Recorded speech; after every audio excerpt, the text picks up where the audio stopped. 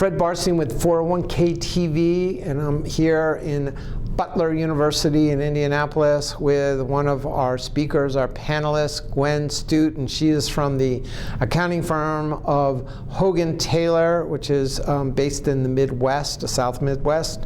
Welcome, Gwen. Thank you. So their firm has over 300 professionals, and Gwen is in charge of their employee benefits, which includes audits. Right.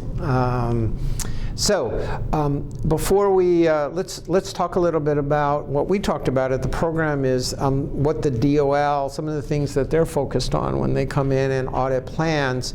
And one of the things you mentioned was about looking at the quality of the service providers, particularly the advisor and the qualifications, as well as their auditor. So what are you seeing out there?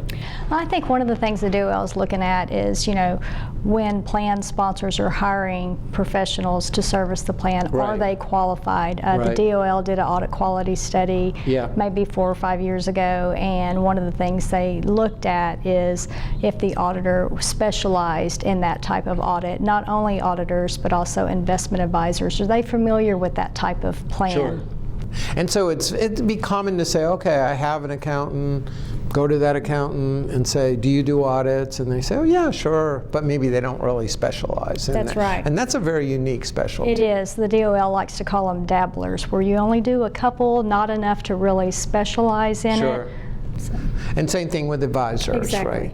And so what's the repercussion if somebody hires someone, from a DOL, if they say, okay, the auditor or the advisor is not qualified, what are some of the repercussions for them? Well, the repercussion would be if your audit was not done to standards, then your 5500 could be rejected. The Right. penalty to the plan sponsor could be significant. I mean, usually the penalty letter is like $50,000. Wow. You could have to have another audit done. The auditor has one chance to submit the work papers to the DOL when they get selected. Right. And the DOL will look at it, make sure it was done according to standards. If it wasn't, they will reject the 5500 filing. So it's very important to make sure your auditor is properly licensed, specializes in benefit plan audits. And maybe ask how many they do How a many year. they do, right, And the right. AICPA, I think, has a list as well, don't they? That's right. The AICPA has an audit quality center, and you can look on there to see whether or not your auditor participates in that.